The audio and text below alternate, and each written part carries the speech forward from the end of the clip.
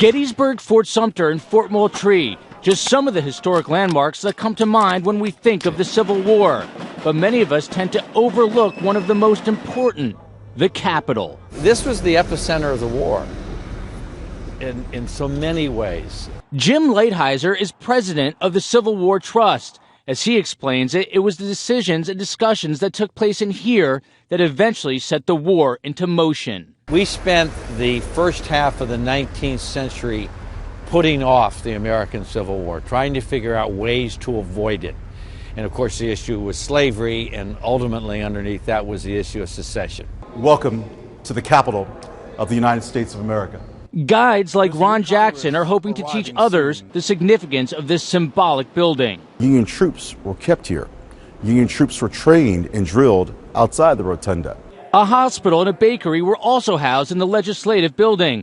Amid the chaos, the dome was also being completed under direct orders from President Lincoln. This was a sign for the country that the preservation of the Union must continue. A stoppage of it, an incomplete dome, would not be a good sign for President Lincoln in his mind. In places like the Old House and Senate chambers, the verbal battle began several years before the first shot of the war was ever even fired. At times getting so heated that in one instance, South Carolina Representative Preston Brooks brutally caned Massachusetts Senator Charles Sumner after he delivered a speech against slavery.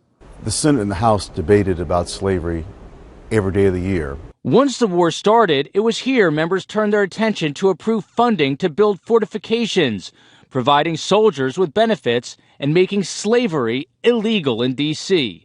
In the Supreme Court chambers, the stage for the deadliest war on American soil was being set as early as 1820, when the justices decided whether Missouri should be allowed to enter the Union as a slave state.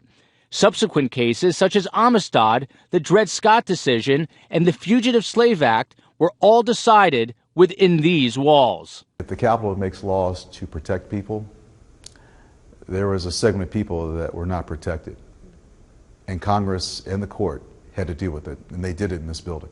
But the Capitol wasn't only the site of divisiveness. It also set the stage for forgiveness. Statuary Hall was started because of Justin Morrill from Vermont. He was a senator.